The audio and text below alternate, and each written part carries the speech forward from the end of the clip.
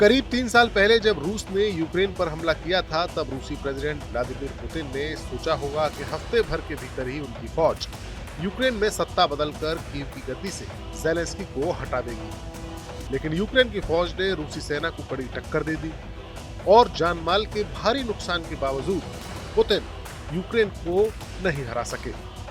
Ukraine की फौज के जोरदार हमले के जवाब के पीछे की असली वजह थी उसे अमेरिका का सपोर्ट। प्रेसिडेंट जो बाइडेन ने यूक्रेन को हर वो हथियार मुहैया करवाया जिससे वो आगे बढ़ती रूसी फौज को रोक सकते थे।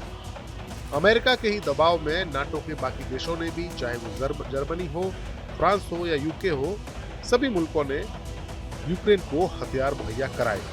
लेकिन अब बाइडेन व्हाइट हाउस में बस चंद दिनों के ही मेहमान हैं और उनकी जगह 20 जनवरी को डोनाल्ड ट्रंप वापस आ रहे हैं। ट्रंप पहले ही ऐलान कर चुके हैं कि वो गद्दी संभालने के बाद यूक्रेन युद्ध को खत्म करा देंगे। तो फिर ट्रंप के गद्दी पर बैठने से पहले ही यूक्रेन की फौज बेहद आक्रामक मूड में आ चुकी है और एक के बाद एक रूस में घुसकर बड़े हमले कर रही है। ताजा हमला रूस के कजान शहर में हुआ है।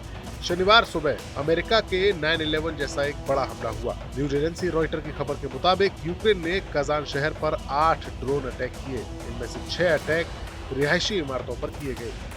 कजान शहर रूस की राजधानी मॉस्को से 720 किलोमीटर दूर है। अभी तक इस हमले में किसी के मारे जाने की खबर नहीं है, लेकिन सोशल मीडिया पर इस हमले के कई वीडियो वायरल हो रहे हैं जिसमें कई ड्रोन्स इमारतों से टकराते हुए नजर आ रहे हैं। इन हमलों के बाद कजान समेत रूस के 2 एयरपोर्ट्स को बंद कर दिया गया है। इससे पहले शुक्रवार को यूक्रेन ने रूस के कुर्स्क बॉर्डर पर अमेरिकी मिसाइलें दागी थी जिनमें 6 लोग मारे गए थे। इस हमले के तुरंत बाद रूस ने यूक्रेन की राजधानी कीव पर हमला किया था जिसमें एक की मौत हुई थी।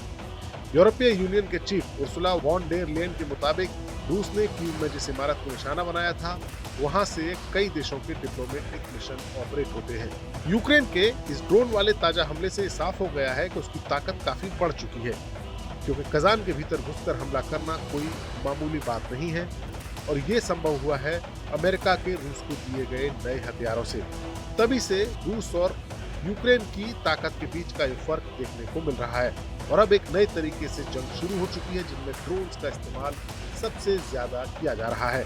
4 दिन पहले ही रूस के न्यूक्लियर चीफ इगोर किरिलोव की मॉस्को में एक ब्लास्ट में हत्या हो गई थी। इस हमले में भी यूक्रेन पर ही शक की सुई टिकी थी। इस हमले के वक्त किरिलोव अपार्टमेंट से बाहर निकल रहे थे और उसी वक्त नजदीक खड़े हुए एक स्कूटर में ब्लास्ट हो गया था। इसमें किरिलोव के साथ साथ उनका एक असिस्टेंट भी मारा गया था। न्यूज रिपोर्ट्स के मुताबिक यूक्रेन के अधिकारियों ने इस हमले की जिम्मेदारी ली थी और कहा था कि ये हत्या यूक्रेन की इंटेलिजेंस एजेंसी ने ही कराई है। जाहिर सी बात है, यूक्रेन अब ट्रंप के आने से पहले रूस को वो हर गहरा जख्म देना चाहता है जो वो दे सकता है। साथ ही वो ट्रंप के लिए ये मैसेज भी देना चाहता है कि अगर उसे अच्छे हथियार मिलते हैं तो वो रूस का बड़ा नुकसान कर सकता है। अब देखना होगा कि रूस इस ताजा हमले का जवाब कैसे देता है।